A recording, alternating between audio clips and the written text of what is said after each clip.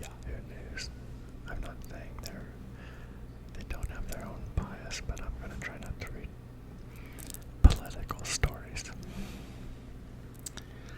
Okay, can I pull back up? It takes a lot of time to get one of these ready. So the first one I'm going to pull up is a story about a woman that gets arrested.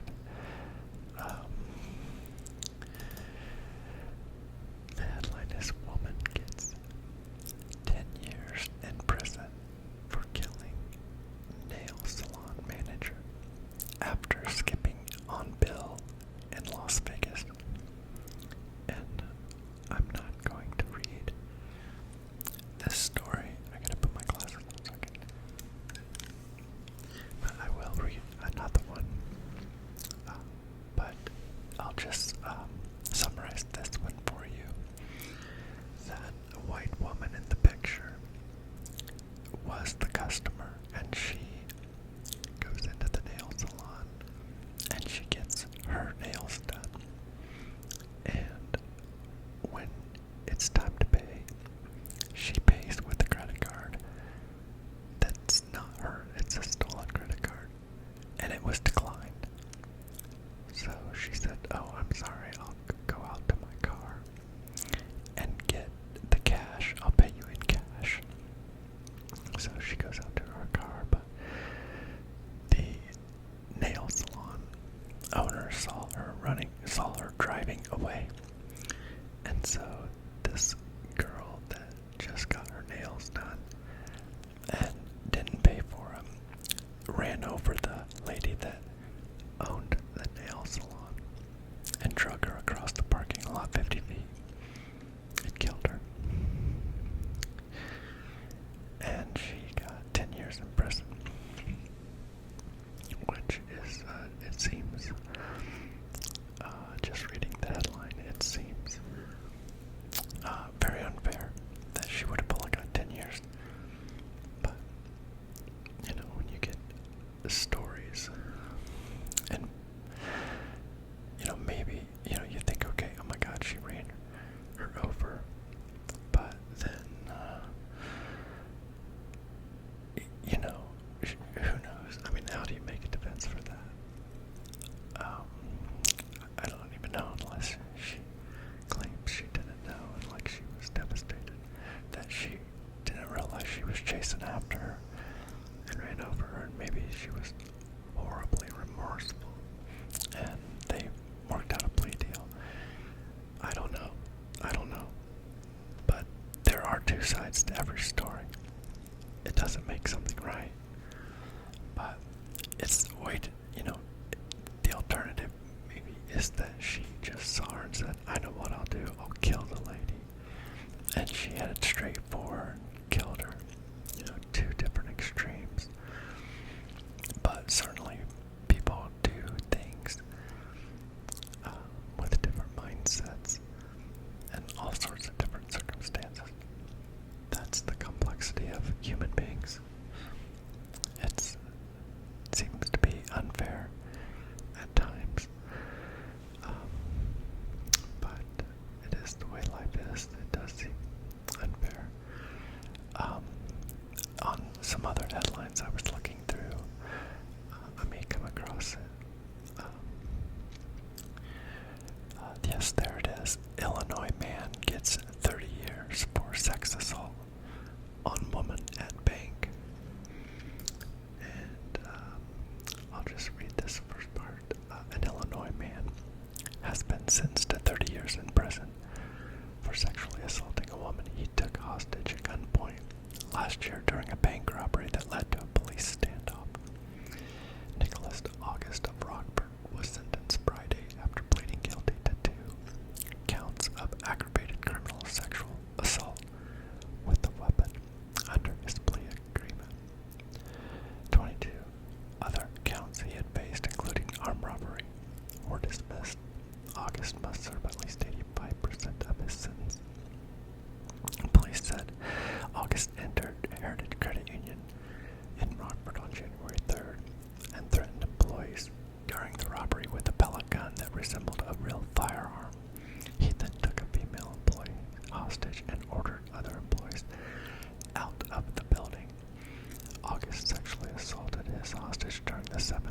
standoff with police before he released her and surrendered. August had a history of accusation of violence against women before the standoff.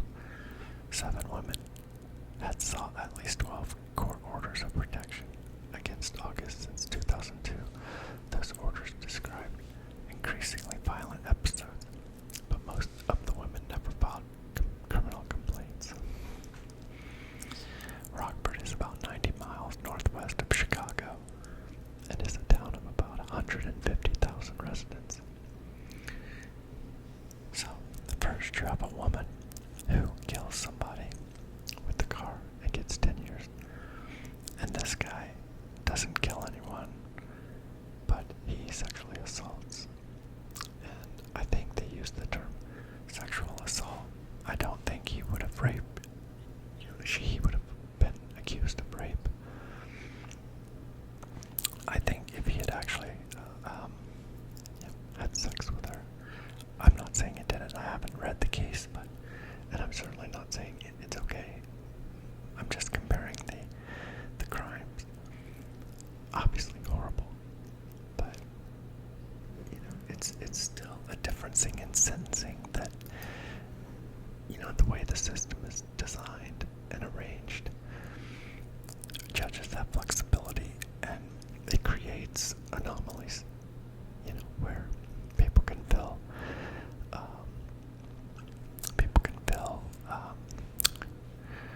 discriminated against. I'm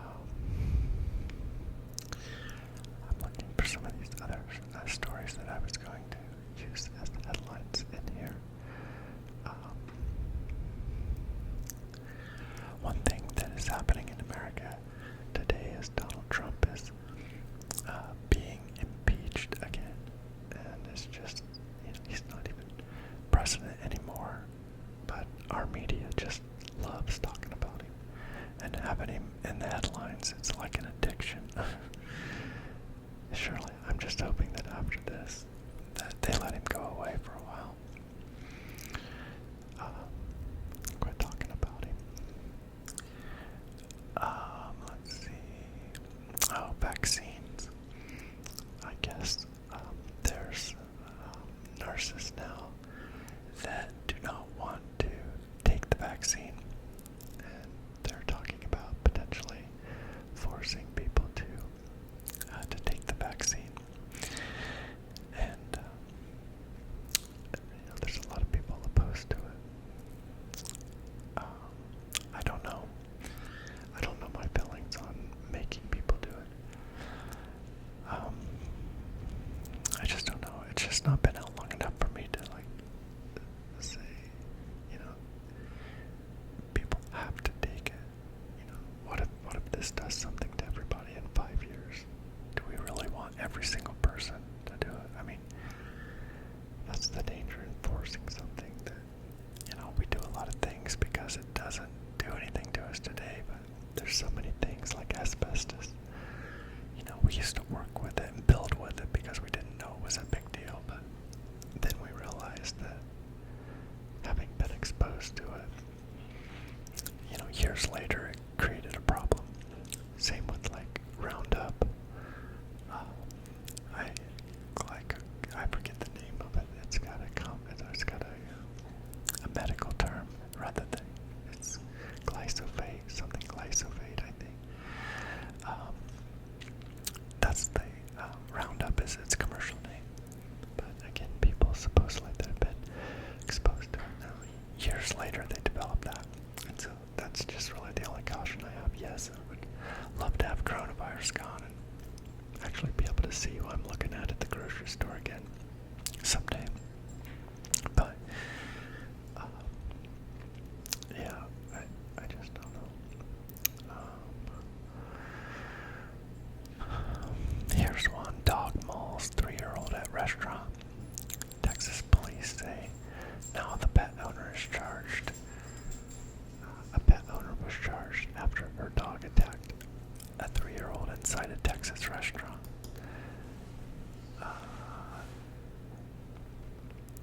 The 3-year-old Ronan Waldrop was waiting in line to order food with her parents at the Loose Caboose restaurant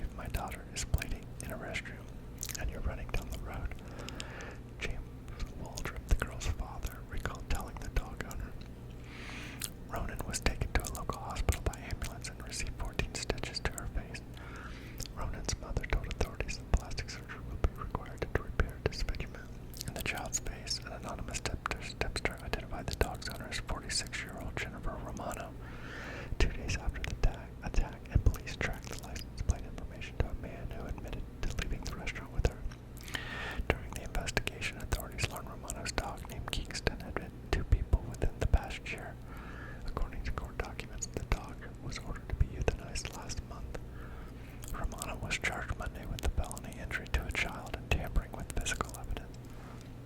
So, you guys all know how much I love dogs. I mean, all my dogs are in my videos with me every night. And this is my bed. And Vivian and Agnes are on my bed. And then Max is, he's in that box. That's his bed. I love dogs. And, in fact, I don't think I can live without them. I mean, they're my world. They mean the world to me. But if I had an aggressive one, I wouldn't have it. You know, there's bad ones. And it could have been nothing that woman did. You know, maybe she was trying to really rehabilitate the dog and she rescued it from trauma. You know, from a shelter because it had been beaten.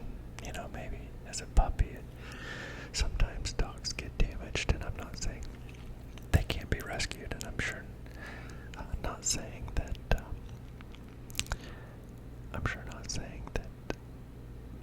all pit bulls are bad, because I know some lovely pit bulls that would not harm anyone.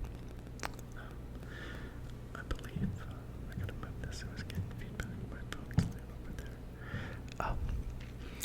But if this dog needs put down, it's bitten multiple people.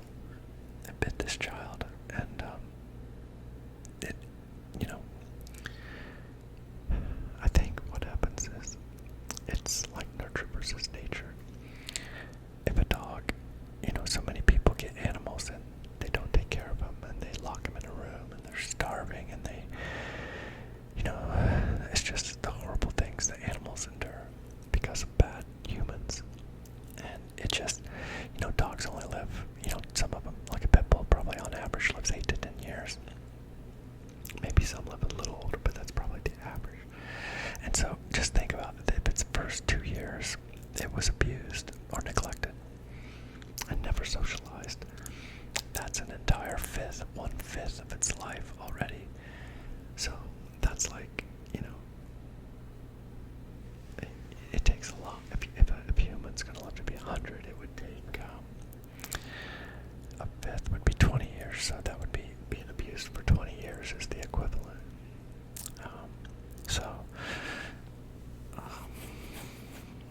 I just think sometimes it just goes beyond what they're capable of, and I'm not saying they should be put to death, but we should have places where those dogs could be and live out their days, and maybe in solitude, and just in a place that allows them to, you know, at least enjoy the last part of their life, since humans screwed them up so bad in the first part of their life.